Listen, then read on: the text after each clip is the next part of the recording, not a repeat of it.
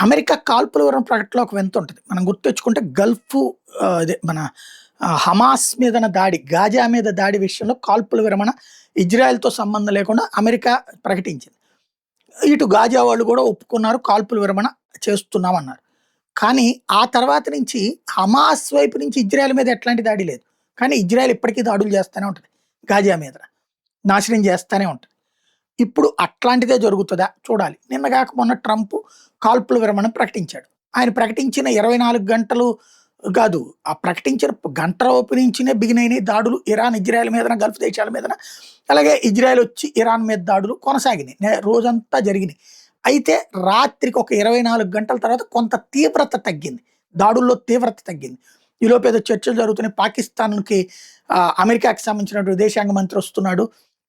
Rubio వస్తున్నాడు. అట్లాగే అటు పక్కన ఇరాన్‌లో కొమైనీ తరపున, మొక్తజా కొమైనీ తరపున ఒక ప్రతినిధి వస్తున్నాడు.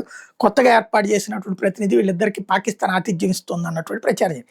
అది పక్కన పెడితే ఇప్పుడు ఈ యుద్ధ విరమణ అన్నటువంటిది 5 రోజులు ప్రకటించాడు కదా ట్రంప్. దాన్ని నెల రోజులకి పొడిగించేటటువంటి దిశగా అడుగులు పడుతున్నాయి.